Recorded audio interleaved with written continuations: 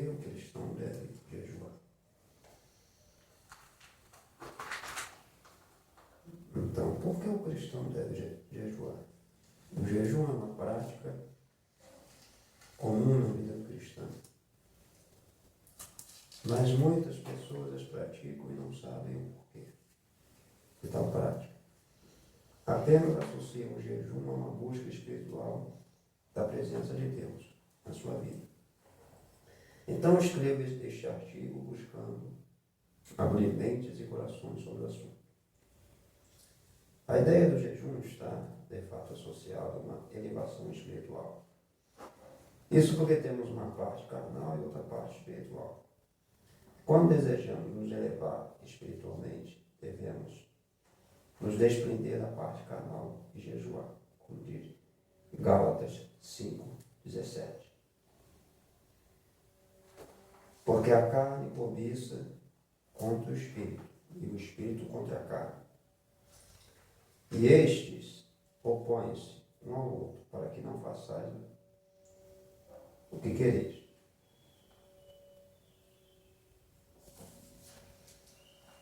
Receber notícias entregues por e-mail. Quando deixamos a carne de lado, podemos nos voltar ao espírito. E toda sorte de bênçãos, milagres, maravilhas. O sobrenatural se processa no espírito e não na carne. E o espírito fica cada vez mais forte para as batalhas espirituais e da glória de Deus. Jesus advertiu para a necessidade deste fortalecimento. Mateus 17:21. Mas esta casta de demônio não se expulsa senão pela oração e pelo jejum. Jejuar é enfraquecer a carne e fortalecer nosso espírito. Muito mais como enfraquecer a carne, ou melhor, como jejuar. Tudo que você pode retirar de sua vida que corresponde a um desejo da carne, pode vir a fortalecer o espírito. Porque eu disse, pode vir a fortalecer. Porque somente enfraquecer a carne não é suficiente. É preciso transferir toda a energia para o fortalecimento do espírito. Isso se dá através da oração. Por isso Jesus afirmou no versículo acima, jejum e oração. Assim se transfere para o espírito as forças carnais. Devo deixar de comer para fortalecer Devo deixar de comer para fortalecer o espírito. O jejum não é apenas abstinência de alimentos, mas também pode ser feito de outras formas. Deixar de ver televisão, acessar a internet, passear, etc. Tudo que te dá prazer e não se relaciona com o espírito. Então é prazer carnal. Ou seja, tudo que a gente gosta de fazer. Existe outro fator importantíssimo a se destacar. Se você pratica o jejum e oração. Ainda assim, pode não ter um fortalecimento espiritual pleno, caso essas práticas não forem acompanhadas de uma santificação. E o que é essa santificação? É a busca pela perfeição e pela santidade espiritual. Vou dar um exemplo para esclarecer. A pessoa está em jejum, porém se descontrola. Fala mal de outra pessoa, briga, fala palavrão. Isso naturalmente tira o foco espiritual. E todo seu jejum fica comprometido, pois não se pode agradar a Deus e ao Espírito Santo e as nossas atitudes não condizem com uma vida de acordo com a palavra do Senhor e com a santidade. 1 Pedro 1,16. Porquanto está escrito, sede santos, porque eu sou santo. Poderíamos ter um conhecimento significativo da igreja e do poder de Deus em nossas vidas se tais práticas fossem adotadas pelos cristãos, buscando a força espiritual que está à disposição daqueles que buscam a Deus de forma correta e comprometida. Mateus 22, 29. Errais, não conhecendo as Escrituras, nem o poder de Deus. Quem está dizendo isso? Jesus. Mateus 22, 29. É importante a gente ler a Bíblia, a gente saber de tudo. Todas as dúvidas que a gente tem estão aqui. Todas as nossas angústias, todos os nossos medos, todos os nossos fantasmas. Jesus, porém, respondeu, erais não compreendendo as Escrituras, nem o poder de Deus. Exatamente.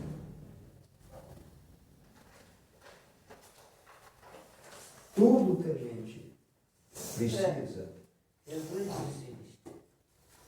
Errais, não compreendendo as Escrituras, nem o poder de Deus. Amém.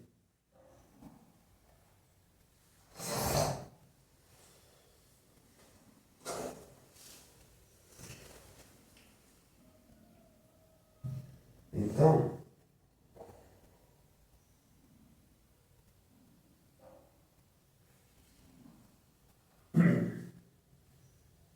como eu estava dizendo, antes de ser interrompido, de ser cortado, tudo que nós precisamos aqui, todas as nossas dúvidas, todas as nossas angústias, todas as nossas dores, está tudo aqui.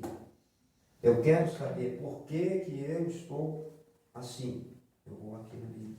Eu quero saber por que eu sou desse jeito. Eu vou na Bíblia. Eu quero saber por que a minha vida está desse jeito. Eu vou na Bíblia.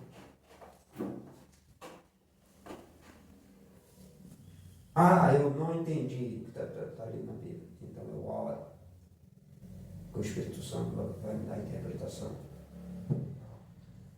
Mas mesmo assim o Espírito Santo não me deu a interpretação. Então eu vou consultar alguém que tem mais experiência com Deus que eu. É assim que funciona. Então, na questão do jejum, eu demorei muito para entender e aprender o que é jejum e para que serve o jejum. No meu entendimento, jejum era simplesmente eu me abster de qualquer alimento durante um período de tempo. Seja na parte da manhã, seja de 12 horas, seja o que fosse. Então, no meu entender, isso era jejum. Mas aí é que está. E quando você vê Atos, se não me engano, 10, você vai ver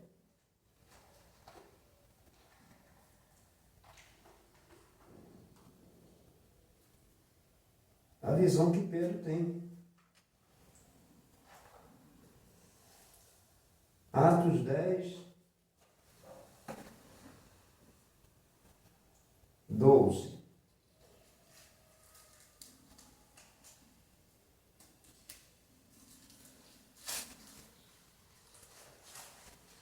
Vamos começar com 9. E no dia seguinte, indo eles, seu caminho, Atos 10. Atos, capítulo 10. Atos vem depois de João. E antes de Romanos. É o Novo Testamento. E no dia seguinte, indo eles seu caminho e estando já perto da cidade, subiu Pedro ao terraço para orar, quase a hora sexta. E tendo fome, quis comer. Enquanto preparavam, sobreveio um arrebatamento dos sentidos. E viu o céu aberto, e que descia um vaso como se fosse um grande lençol atado. Você falou 10, 1? Pelas quatro pontas. E vindo para a terra, no qual havia todos os animais, quadrúpedes e répteis da terra, e aves do céu. E foi-lhe dirigida uma voz, dizendo: levanta, Pedro, mata e come. Mas Pedro, porém, disse: de modo nenhum, Senhor, porque nunca comi coisa alguma comum e imunda. E a segunda vez disse a voz: não faças comum o que Deus purificou. E aconteceu isso por 3 vezes, e o vaso tornou a recolher-se no céu. Estando Pedro duvidando entre si acerca do que seria aquela visão que tinha visto, eis que os varões que foram enviados por Cornélio pararam à porta perguntando pela casa de Simão. E chamando, perguntaram se Simão, que tinha por nome Pedro, morava aí. E pensando Pedro naquela visão, disse o Espírito: eis que 3 varões te buscam, levanta-te e desce, e vai com eles, não duvidando, porque eu os enviei. E descendo Pedro para junto dos varões que lhe foram enviados por Cornélio: sou quem vocês estão procurando. O que vocês querem comigo? E eles disseram: Cornélio, centurião, varão justo e temente a Deus, e tem bom testemunho de toda a nação dos judeus, foi avisado por um santo anjo para te chamasse à tua casa e ouvisse as tuas palavras. Então, chamando para dentro, os recebeu em casa. E no dia seguinte foi Pedro com eles, e foram com ele alguns irmãos de Jope. Então, no dia imediato, chegaram a Cesareia, no 24. E Cornélio os estava esperando, tendo já convidado seus parentes e amigos mais íntimos. Aconteceu que, entrando Pedro, saiu Cornélio a recebê-lo. E prostrando-se aos seus pés, o adorou. Mas Pedro levantou-o, dizendo: levanta-te, que eu também sou homem. E falando com ele, entrou e achou muitos que se haviam juntado ali, e disse: vós bem sabeis que não é lícito que um varão judeu ajuntar-se a chegar aos estrangeiros, mas Deus mostrou-me que nenhum homem chame comum ou imundo, pelo que, sendo chamado, vim sem contradizer. Pergunto, pois, por que razão mandaste me chamar? E Cornélio então falou: há 4 dias estava eu em jejum até esta hora, orando em minha casa, a hora nona. E eis que diante de mim apareceu um varão, com vestes resplandecentes, e disse: Cornélio, a tua oração foi ouvida, e as tuas esmolas estão em memória diante de Deus. Então envia, pois, a Jope, e manda chamar Simão, que tem por sobrenome Pedro. Este está em casa de Simão, no curtidor, junto do mar.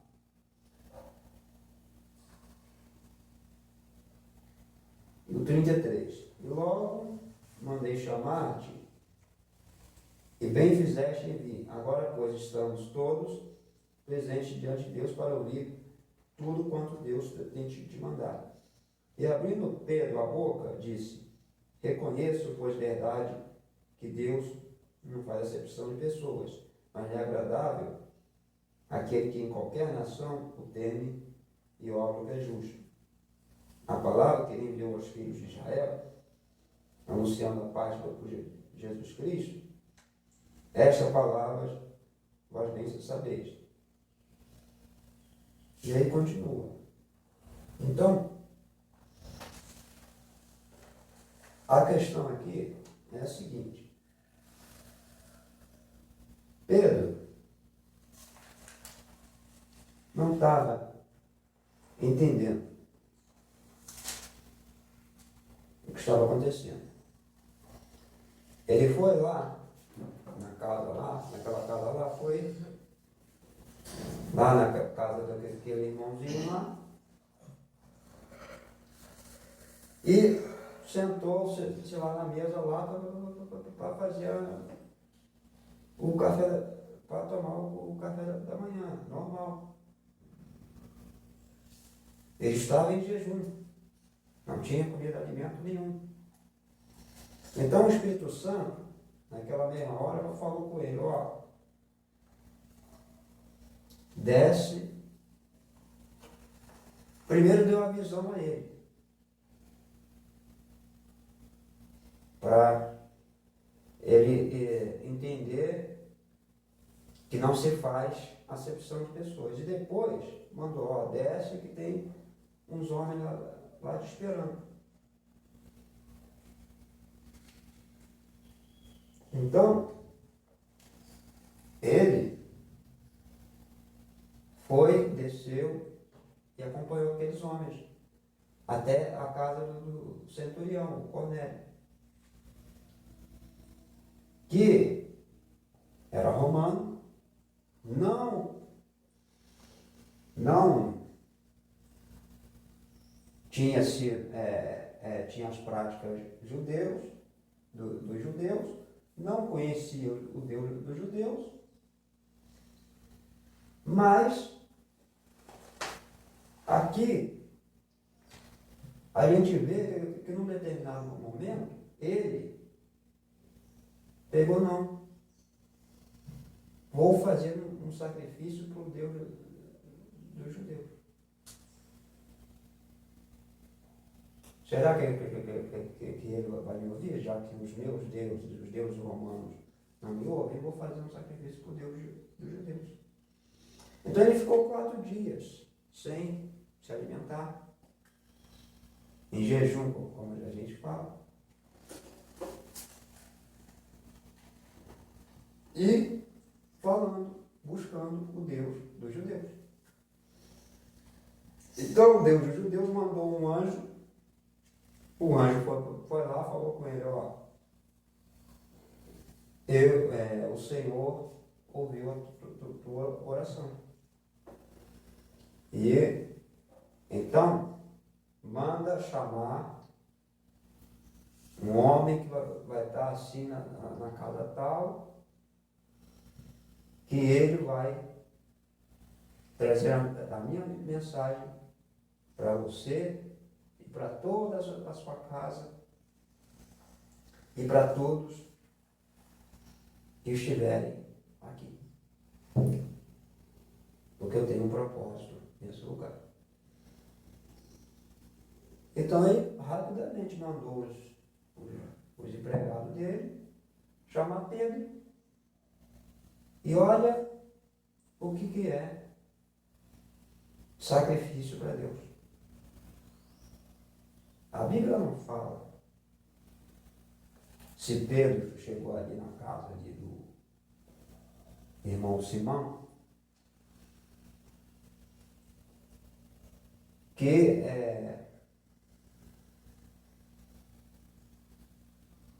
se ele tinha acabado de acordar, estava com a barriga doendo de fome, se ele tinha passado a noite toda pregando e fazendo obras de Deus, das coisas de Deus, e não tinha se alimentado ainda. A Bíblia só fala o seguinte: Pedro estava lá para se alimentar. Então, se ele estava lá para se alimentar, ele estava com fome. Então, o que acontece? Aí que entra o que Deus quer falar conosco nessa manhã. Para a gente entender a diferença, para a gente entender realmente a profundidade do que é jejuar. Jejuar não é só se abster de alimentos, não. Então, Pedro, mesmo com fome, não deixou de ouvir o chamado do Senhor. Mesmo com a barriga dele doendo de fome, ele não deixou de ouvir o chamado do Senhor. Ou seja, Pedro fez sacrifício para Deus.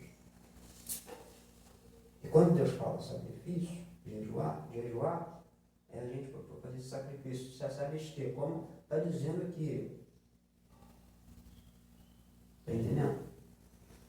Como o autor, o escritor aqui do artigo aqui diz que jejuar, deixa eu ver se eu acho aqui, que jejuar não é só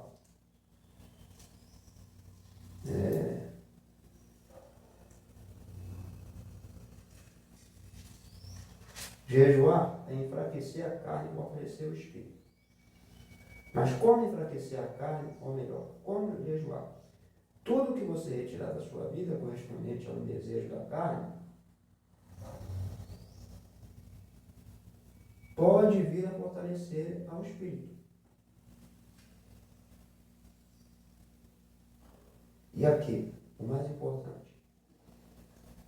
O jejum não é apenas abstinência de alimentos, mas também pode ser feito pela abstinência de outras coisas. Está entendendo? Tudo aquilo que a gente pratica, que nos dá prazer, nos dá satisfação, não é? O texto está em Atos, não está aí. O texto de Pedro, a história que eu estou falando de Pedro, está em Atos. Não está aí. Está vendo como é que vocês não estão prestando atenção?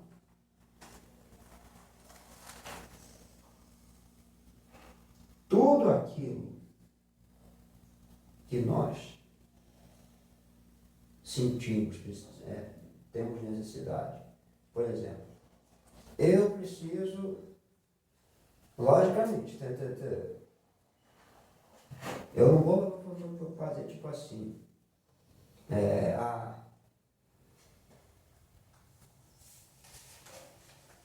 mas aí esse negócio de abstinência é amplo. Então, eu vou fazer jejum de banho. Vou virar cascão, então. O cascão ele tá no eterno jejum de banho. Não, aí não. Aí isso aí não é jejum. Isso aí é para porquice mesmo.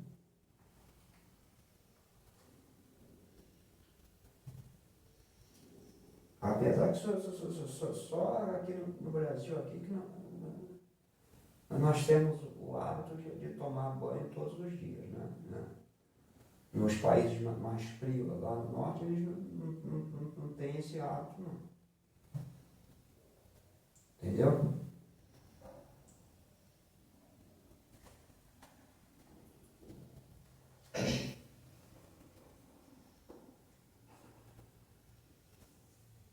Então, a questão aqui não é essa. A questão aqui são coisas essenciais, coisas que a gente acha essencial. Por exemplo, eu leio todos os dias, vou ficar um dia sem ler. Eu assisto televisão todos os dias, vou ficar uma semana sem assistir televisão.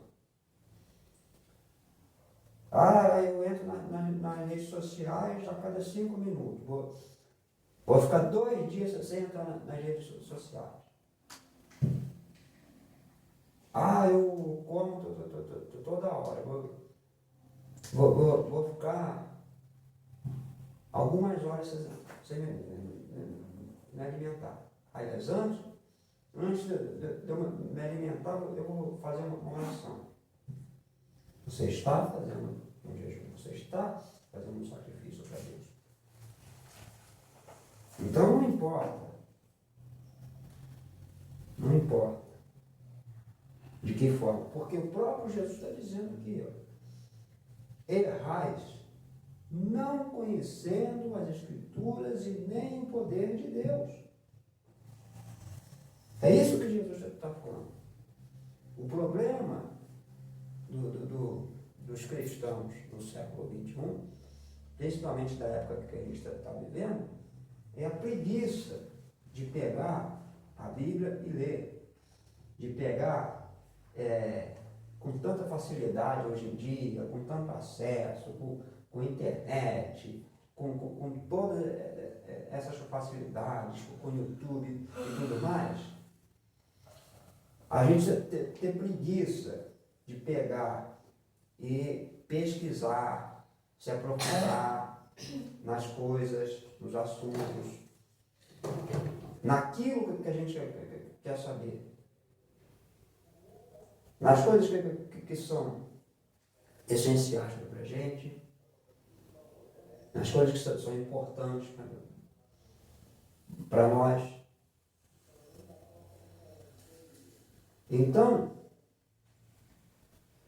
é isso que Deus está falando. O sacrifício, o esforço. Então, o jejum é muito mais do que se abster de alimento. Por isso que a pergunta fica, por que o cristão deve jejuar? Simples. Porque eu já falei num outro estudo, porque nós somos carne e espírito.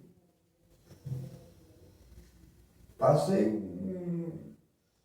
uma pincelada assim superficial sobre alma e espírito. Eu posso voltar mais na frente naquele assunto, por quê? Porque ficou faltando me aprofundar em muita coisa ali. Mas, como eu disse, o estudo que eu preciso fazer, que eu preciso me aprofundar ainda, é sobre a parte financeira. Porque hoje em dia está se pregando o evangelho do dinheiro.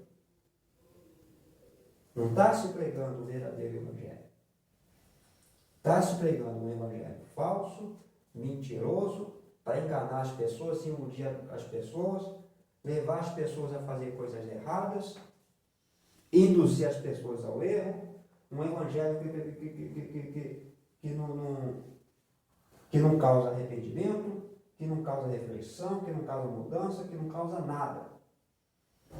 Um evangelho mentiroso. Um evangelho que não tem sacrifício. E o verdadeiro evangelho requer sacrifício, como está falando aqui. Como eu digo, eu falo aqui baseado nas minhas experiências com Deus. Deus é Espírito. Então eu não posso dizer, baseado no conhecimento disso ou daquilo, Deus é Espírito. Às vezes temos atitudes que parecem erradas, que aos nossos olhos, dentro da nossa concepção, são erradas. Mas se a gente for dobrar nosso joelho, falar com Deus e buscar o conhecimento e a face dele para que ele mostre para nós vamos ver, não, peraí, aquilo que eu falei, aquilo que eu fiz está errado.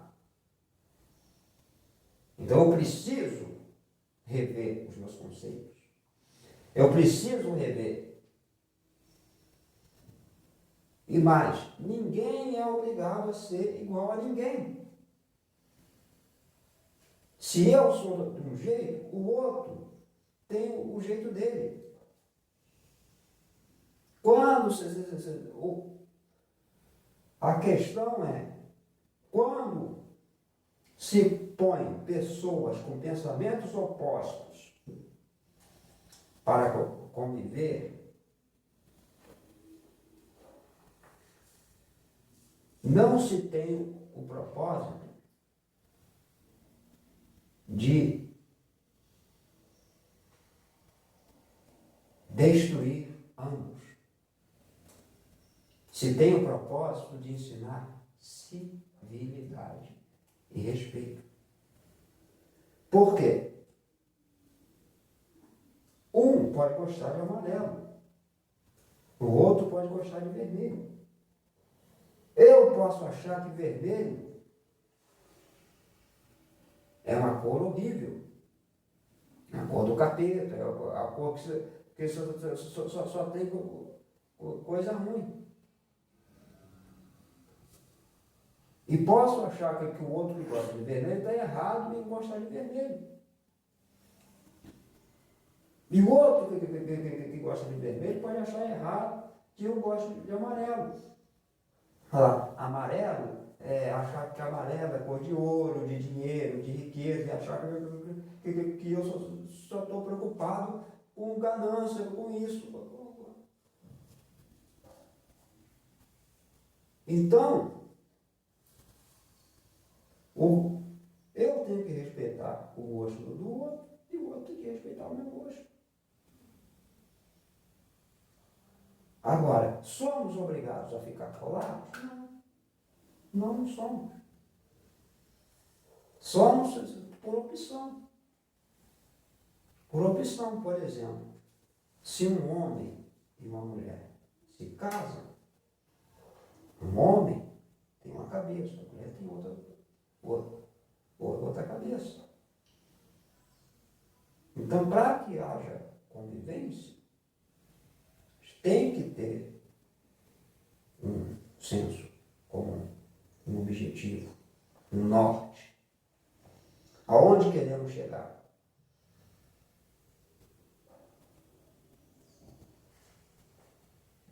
As diferenças, o que eu estou dizendo é o seguinte, as diferenças não têm que ser maiores. É isso que Deus está falando com Pedro. As diferenças não têm que ser maiores do que as concordâncias. As concordâncias têm que ser maiores do que as diferenças, mesmo que as diferenças sejam maiores. E como que se chega a isso? Como que se consegue isso? Sacrifício, jejum e busca e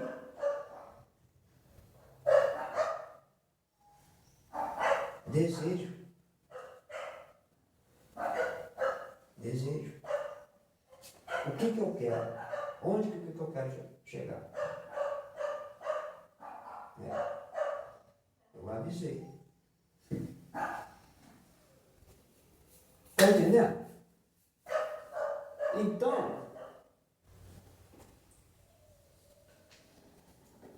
partindo desse princípio, eu vou continuar batendo na terra. Às vezes o Espírito Santo me manda falar coisas que eu não sei nem porque eu estou falando. Me manda fazer coisas que eu não sei nem porque eu estou fazendo. E aí vem um e fala, você está errado, você está... Mas eu estou fazendo aquilo que o Espírito Santo quer. Mas eu tenho o meu limite porque eu sou ser humano. Todos nós temos. Então, para a gente jejuar, para a gente se sacrificar, não adianta fazer à toa. Deus não obriga ninguém a nada. Deus não obriga ninguém a aceitar algo que a pessoa não quer. Se fosse assim, Deus obrigava todas as pessoas da terra a se converter a uma única religião, a uma única fé. Ele faz isso? Não. Ele permite que cada ser humano viva do jeito que quiser viver. Se eu quero ser ladrão, eu vou ser ladrão. Se eu quero ser assassino, eu vou ser assassino. Se eu quero roubar, eu vou roubar. Está entendendo? Se eu quero fazer Deus de barro para mim, eu vou fazer. Se eu, sendo um homem, quero dividir minha vida e a minha cama com outro homem, eu vou fazer. Se eu sendo mulher, quero fazer isso, eu vou fazer. Deus não obriga ninguém a nada. As pessoas, baseadas nos seus padrões, na sua visão de mundo, que obrigam as outras a serem do jeito que elas querem ser. Ninguém muda ninguém. Ninguém transforma ninguém. O que transforma a pessoa é o Espírito Santo. Por isso que eu falo, oração, oração, oração. Sabe por quê? Eu cheguei à idade que eu cheguei, não deveria ter chegado à idade que eu cheguei, não deveria nem ter chegado aos 30 anos, mas cheguei à idade que eu cheguei, estou perto dos 40, e talvez ano que vem eu bato os 40, não sei, porque eu não sei o que vai acontecer comigo daqui a 5 minutos.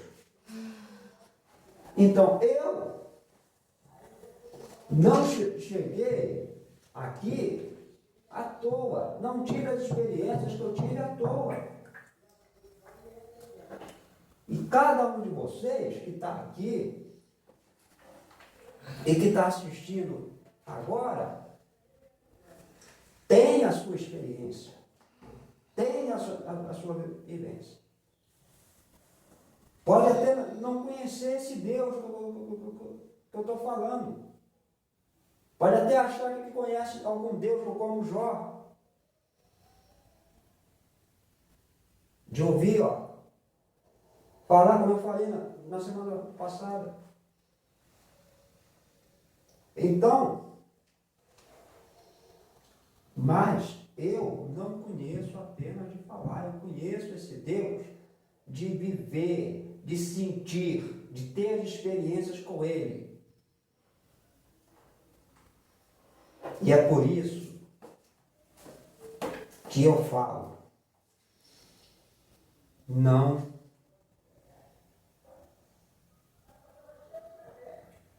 tem mais tempo. Acabou o tempo. Não é tempo de ficar de braço cruzado, esperando as coisas acontecerem. Quando? Isso é falta de conhecimento, isso é falta de ler. Eclesiastes. Eclesiastes, capítulo 3. Isso é falta. É falta de ler. E às vezes você não sabe nem aonde fica Eclesiastes. Se não me engano, fica depois de Provérbios. Isso, depois de Provérbios. Aí diz assim: tudo tem o seu tempo determinado. E há tempo para todos os propósitos debaixo do céu. Tempo de nascer, tempo de morrer, tempo de plantar, tempo de colher, tempo de matar, tempo de curar, tempo de derrubar, tempo de construir, tempo de chorar, tempo de rir, tempo de plantear, que é pior do que chorar, tempo de saltar, que é mais do que rir, do que ser satisfeito. Tempo de espalhar as pedras, tempo de juntar as pedras, tempo de abraçar, tempo de se afastar, tempo para aqui, ó, tempo de abraçar e tempo de se afastar. Ou seja, tempo de eu ficar perto das pessoas e tempo de eu ficar longe das pessoas. Tempo para tudo. Tudo tem um tempo determinado, tudo tem a hora, o momento. Como que a gente vai saber isso? Como que a gente vai saber o momento exato das coisas? Como que a gente vai saber se estamos, em qual tempo que nós estamos? Apenas jejuando, apenas buscando. E jejuar, como eu falei, não é só se abster de alimentos. Jejuar é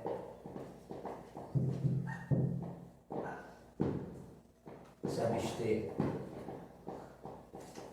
de tudo aquilo que nos agrada.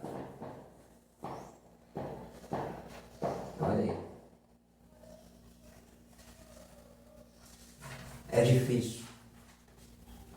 Cada dia fica pior. Cada dia fica mais difícil. E aí o Espírito Santo fala, ó, faça desse jeito. Aí se levanta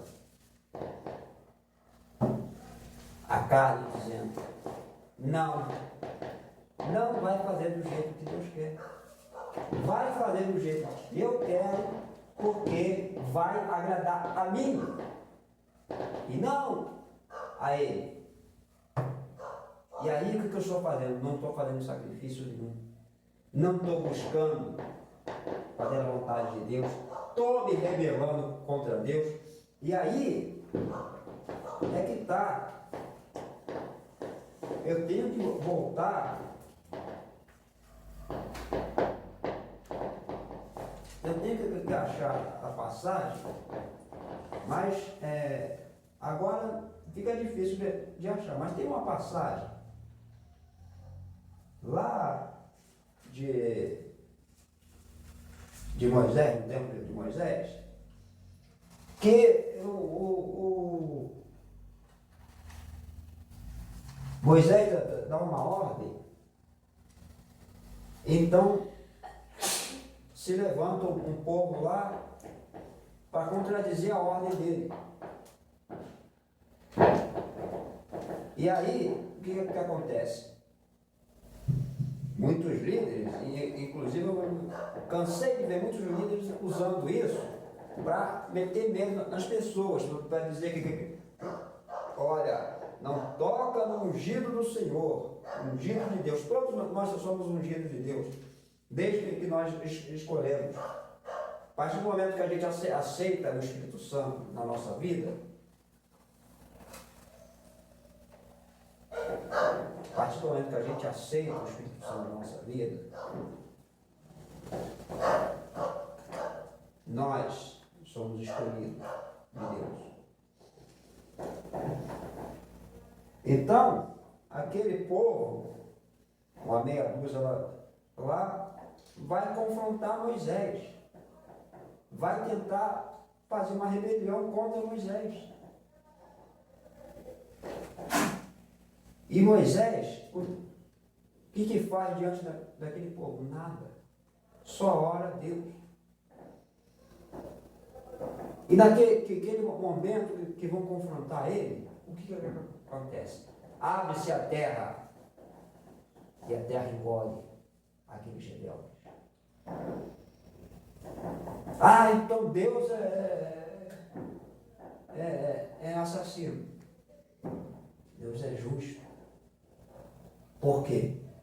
Porque a questão não era se levantar contra um ser humano qualquer, contra um líder. A questão era a desobediência contra ele. O que Deus estava mostrando não era a rebeldia do povo contra o seu chefe, o seu líder, seu governante, a sua autoridade máxima. Não, era a desobediência, a rebeldia contra Deus. Era isso que Deus estava mostrando. Depois eu vou procurar direito nessa passagem, porque é importante a gente saber de tudo. E onde que tudo isso entra no assunto de jejum? Mesmo com foguetório, com latição de cachorro, com barulhada, com espirro daqui e dali, um monte de coisa para atrapalhar o estudo, para as pessoas, ao invés de prestarem atenção no que está sendo falado, está sendo ensinado, prestar atenção, aquele menininho está espirrando, lá, o cachorro latindo, o barulho do foguetório, não sei quem não presta atenção no que o Espírito Santo está falando. Porque o objetivo disso aqui não é ganhar audiência. O objetivo disso aqui é a gente aprender e o Espírito Santo falar com quem assistir. Esse é o objetivo. Por isso que a minha preocupação não é se tem gente assistindo ou não tem gente assistindo. A minha preocupação é simplesmente fazer o que o Espírito Santo quer. E, se possível, da melhor forma. Não da forma que tenha cachorro latindo, que tenha foguetório, que tenha espirro fora de hora, tosse fora de hora, falação fora de hora. Não. Tudo é para ensinar. Tudo é para levar a mensagem de Deus a quem precisa. Nesses tempos tão difíceis, que muitas pessoas estão lá, ó, na internet, lá procurando ouvir a palavra de Deus e não acham, só acham falsos profetas, gente mentirosa, gente que pega a Bíblia para ficar arrancando dinheiro deles, usando a Bíblia, pastores que têm caixeira lá, que ficam indo para a internet, para a televisão, para as redes sociais, apenas para arrancar dinheiro das pessoas, botando terror. Falo isso de experiência própria, porque eu vivi isso. Muitos anos, sendo aterrorizado, amedrontado, de tudo eu ia para o inferno, tudo era uma maldição. E pior agora, que eu rompi com esse sistema de uma vez por todas, que eu saí desse sistema. E justamente por eu sair desse sistema, por eu dizer não quero mais fazer parte dessas coisas, porque eu não concordo mais, não concordo com você pegar 10% do que você ganha e dar para a igreja, porque a minha visão não é mais essa, a minha visão é outra. A minha visão é a visão bíblica de Jesus, dos apóstolos. Eles não pediam 10% de nada. Mas o ministério dos apóstolos era mantido com recursos, sim. As pessoas davam, ofertavam segundo aquilo que estava no coração delas. Tem passagens que você vai ver pessoas se desfazendo de tudo toda a riqueza, todos os bens que tinham, para seguir. Ah, mas e depois o que aconteceu com elas? Não faltou nada para essas pessoas, sabe por quê? Porque se Deus colocou no coração delas abrir mão de tudo, os apóstolos, Jesus andavam, sem um centavo no bolso, não faltava roupa para eles, não faltava alimento para eles, não faltava lugar para eles tomar banho. Porque vocês acham que eles ficavam andando de cidade em cidade e não andavam de roupa, não tomavam banho, não se alimentavam, eles se alimentavam. Mas como? Passando de cidade em cidade. E o Espírito Santo tocando nas pessoas e as pessoas abrindo a porta das casas. Para que eles entrassem, dessem roupas para eles. Por quê? Porque esse era o propósito deles. Eles estavam aqui na terra para isso, essa era a missão deles. A missão deles não era construir templos gigantescos e ficar pegando microfone lá e falando, você tem que dar 10% para o Senhor. Ele fala para o Senhor, mas na verdade é para ele. Você tem que dar 10% para o Senhor, porque não sei o que, você tem que fazer parte aqui da comunidade aqui. E só a comunidade dele ou dela está certa. As outras estão tudo erradas. Por quê? Porque quanto mais encher o templo dele, mais dinheiro entra no bolso dele.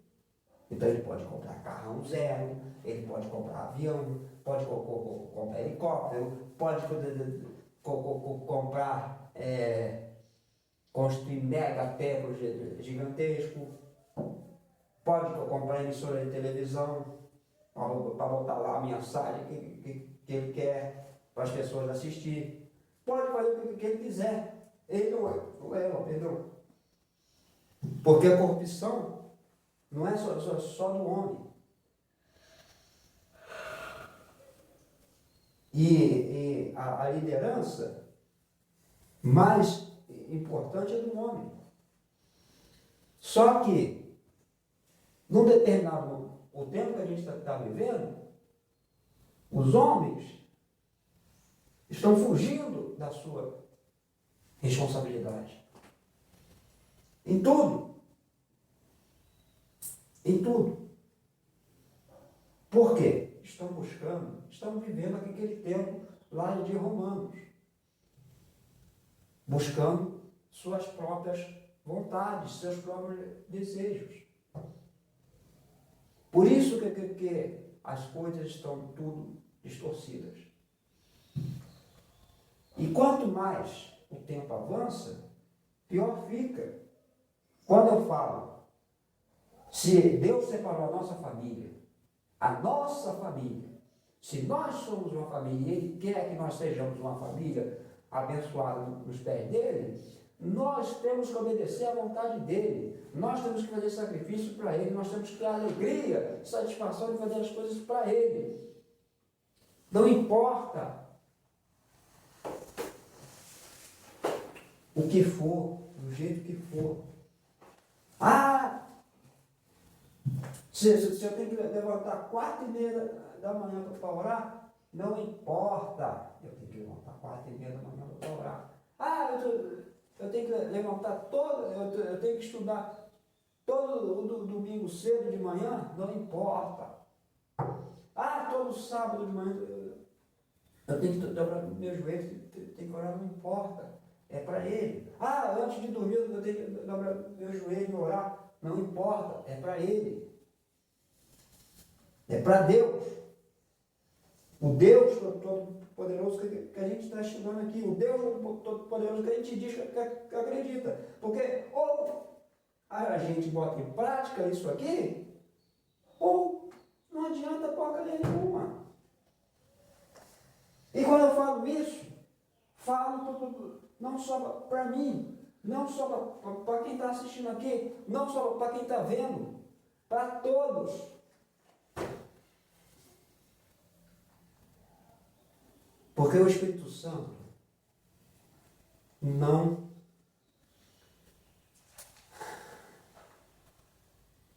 aguenta mais tanta hipocrisia. O Espírito Santo não aguenta mais tanta gente se perdendo, tanta gente indo para o inferno, tanta gente tirando suas próprias vidas por causa de arrogância, de egoísmo do ser humano, que acha que eu posso, eu tenho todo o poder. Ninguém pode nada. O problema do ser humano, eu já falei, o único problema do ser humano é que Deus deveria acabar com o maldito poder que ele tem sobre a morte. Deus tinha que tirar da mão do ser humano esse poder. Por quê? Porque se eu sei que eu posso chegar aqui, apertar teu pescoço, até você pode se bater e tentar se defender, mas se eu sei que eu posso pegar, apertar seu pescoço, até você parar de respirar, isso é um poder. Isso é um poder. Está em nossas mãos. Tirar a vida de um outro ser humano está em nossas mãos. Por quê? Porque a morte está solta, livre, podendo fazer o que ela quiser. Vai chegar o tempo? Sim. Mas depois da grande tribulação. As pessoas não sabem o que qualquer hora. A gente vai estudar sobre esse tempo, sobre o milênio. Mas vai chegar o tempo que a pessoa vai dar um tiro na cabeça e não vai morrer. A gente sabe que qualquer pessoa que toma um tiro na cabeça morre. A gente sabe que se a pessoa cair de um prédio, a pessoa vai se esborrachar, se arrebentar toda e vai morrer na hora. A gente sabe que se a pessoa... Bom, por exemplo, se eu cair aqui e quebrar o pescoço, eu morro. Mas nesse tempo, não. Nesse tempo, eu vou ficar agonizando.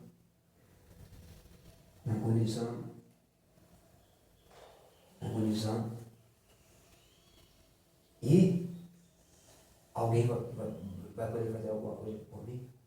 Não. Ninguém vai poder fazer nada por mim. Nem o diabo vai poder fazer nada por mim. Nem o diabo. Nem a morte. Sabe por quê? Porque eles vão estar tudo presos. Tudo preso, ó. Vocês não podem fazer mais nada. Porque durante 1000 anos eu vou reinar na terra. E acabou. Chega. E depois vai haver a grande batalha. Para que se cumpra o grande juízo. Para que todos sejam julgados por aquilo que fizeram. Para que todos sejam recompensados por aquilo que fizeram. Esse é o propósito do jejum. Busca, reflexão. Não é eu apenas me abster de alimento. Por que o cristão deve jejuar? Por isso. Para se preparar. Porque a qualquer momento Jesus pode voltar para mim, para você, para quem está assistindo. Sabe por quê? Porque ainda estamos no império da morte, no reinado da morte. Enquanto a gente estiver no reinado da morte, e não estivermos no reinado da vida, a qualquer momento, isso aqui pode acabar. Quando chegar ao reinado da vida, isso aqui não vai existir mais. Nossos corpos vão ser outros corpos. E aí, nós estaremos ao lado do Pai.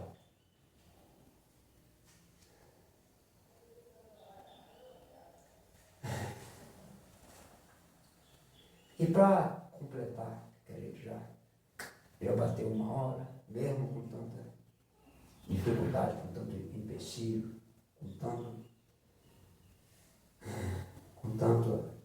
tanta coisa errada,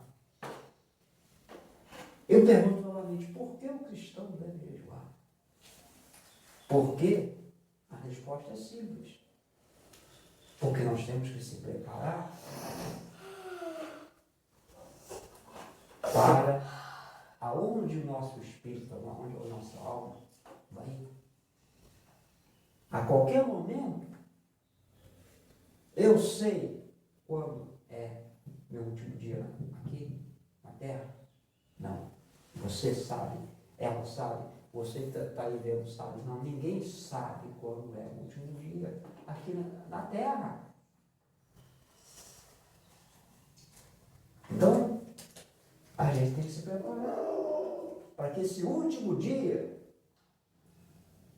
ainda que a gente faça milhares de coisas erradas, para que nesse último dia eu me arrependa sinceramente de tudo de errado que eu fiz, de todos os meus pecados, de todas as minhas falhas, que nesse último dia, por isso que eu procuro viver como se hoje, se cada dia fosse meu último dia. Sabe por quê? Porque eu não sei se quando chegar no meu último dia, eu vou ter uma oportunidade. Eu não sei se no meu último dia, eu vou sair ali da porta fora, vou tomar uma bala perdida, vou morrer na hora. Ou eu não sei se meu último dia, eu vou levantar da cama, tomar meu café da manhã, ter um infarto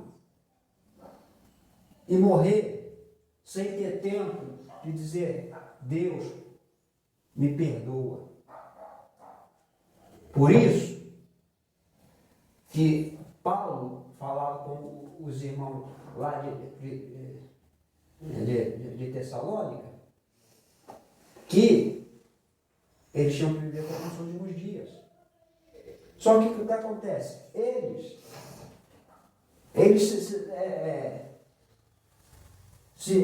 acharam que eles eram anjos. Então eles extrapolaram. Viver como é o último dia, eles não entenderam.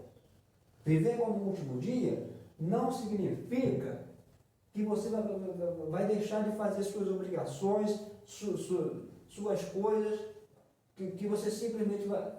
Jesus vai voltar. Tantos anos falam que Jesus vai voltar. Então eu vou sentar aqui na porta da minha casa e ficar esperando Jesus voltar. Não. Você vai ficar naquela expectativa que Jesus vai voltar naquele momento, mas você vai continuar tocando sua vida normalmente. Até o último dia. E quando chegar o último dia, por que é importante viver assim? Porque quando chegar no último dia, tantas histórias. É porque a hora já foi, mas eu poderia contar aqui tantas histórias de pessoas que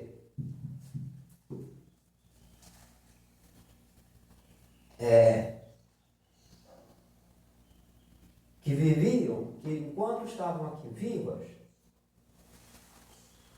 viviam em pé de guerra por coisas boas. E quando partiram, não tiveram a chance de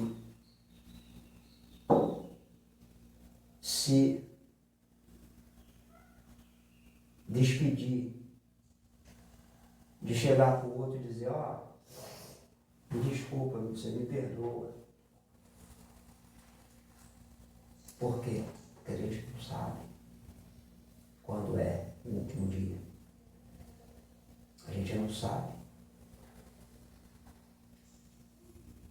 Então, se a gente viver desse jeito, eu estou vivendo assim. Então, se o cristão de verdade viver desse jeito, ele vai, o Espírito Santo vai ajudar ele. E quando chegar o último dia, ele vai estar pronto. Agora, se eu viver, amanhã sempre vai ter outra oportunidade, amanhã sempre vai ter outra chance. Hoje eu pisei na bola, hoje eu vacilei, mas amanhã, sabe, sempre amanhã. Num dia, não tem mais o amanhã. Um dia não chega o amanhã. Um dia o amanhã não chega. Vamos ficar de pé para a gente orar. A hora já foi. E vamos agradecer ao Senhor. Pai amado, muito poderoso, muito obrigado pela tua nossa manhã. A respeito, Senhor, da tua palavra. Deus, com tantas dificuldades, com tantas batalhas, com tantos empecilhos, Pai, concluímos mais um estudo. Senhor, muito obrigado porque o Senhor sabe de todas as coisas, Pai. Muito obrigado, Jesus. Porque, Senhor, Tu sabes e Tu conheces o coração de cada um. Pai, aprendemos, Senhor, por que devemos jejuar. Ou seja, porque nós devemos estar preparados para o nosso último dia aqui na terra. Espírito e carne estarem alinhados, Pai.